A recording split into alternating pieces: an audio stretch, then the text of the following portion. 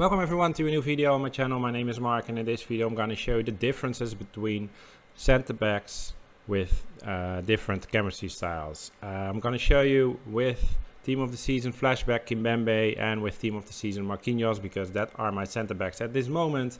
I'm going to show you the difference in pace between when they are lengthy with anchor and controlled with shadow chemistry style. So as you can see, my Kimpembe has 89 pace by default, and when you give him an anchor chemistry style, he will become lengthy, and then he has 93 pace. And when you give him a shadow chemistry style, he is controlled, and then he has 97 pace. So if you are just looking at the pace stats, then you will say, of course, with shadow he is faster. But as we all know, probably you know, when they introduced the lengthy thing in FIFA 23, especially the tall players feel so much faster than the pace stats are saying. So I was just trying to figure out, just trying both chemistry styles and just see what is working the best for me, but I couldn't figure it out because I didn't know what the difference was between the pace. It didn't feel that different. Marquinhos the same, he has 90 pace by default. When you give him an anchor, he will become lengthy, and then he has 94 pace, and when you give him a shadow, he will be controlled, and then he has 98 pace. So what I'm gonna do is I have some clips here, 4 clips with Kimpembe 2 and Marquinhos 2, one with anchor, one with shadow, and then I'm gonna make a run from the right side of the field. So I'm hitting here the middle of the field, this line, and just running into the 18-yard box. And at the moment that he is hitting this line, I edited this frame by frame, and at the moment that he's hitting the line, the timer will stop, and then we can see his time score. I started from the moment that I'm giving some input. The only thing that I did was putting the left stick to the left and hitting the R2 button. So he's making the run to the left side. That's the only thing I did. From that moment, the timer is going to start. And at the moment he's hitting the line, it will stop. So this is the first example.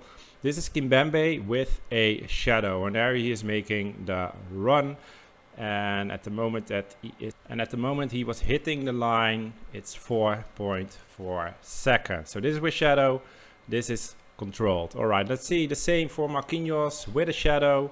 He's making the run, and for him at the moment he's hitting the line, not with his feet but here with his knee. It's 4.6 seconds. So it's a bit slower than Kimpembe, and that is a bit of a surprise because both with shadow, Marquinhos 98 and Kimpembe 97. So you would say that Marquinhos should be faster, but Kimpembe did it faster. Maybe that is because of his height.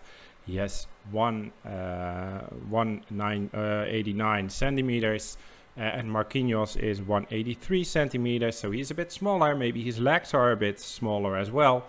And maybe that is the reason why he's running slower, because he has smaller legs. That's just a theory of me. I didn't know that for sure, but sometimes I have that feeling that shorter players are slower when they have the exact same pace as taller players. So that was the first example with both players with shadow, and now we are going to the players with an anchor. What makes them lengthy, and let's see what scores they are going to get. Here it is, Kimpembe running and hitting the line at 4.5 seconds. So it's just 0.1 seconds slower than with the shadow. So shadow is faster than lengthy, but not that much. All right, let's see what Marquinhos is going to score here.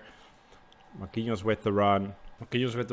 And at a time of 4.6 seconds when he was hitting the line. So also he was 0.1 seconds slower than with a shadow. So my conclusion is that shadow is faster, but not really much of a difference. So figure out for yourself what you think it's the best for you for your play style. Is it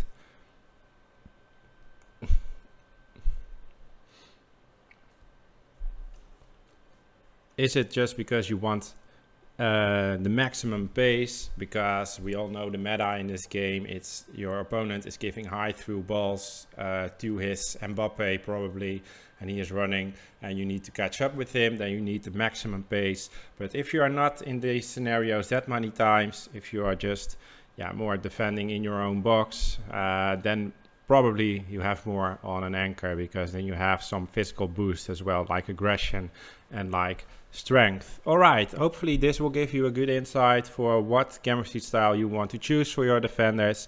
And hopefully, if you didn't do that yet, you will give this video a like, because that will be really helpful for me if you will do that. Thank you very much for watching. Have a great day. Bye bye.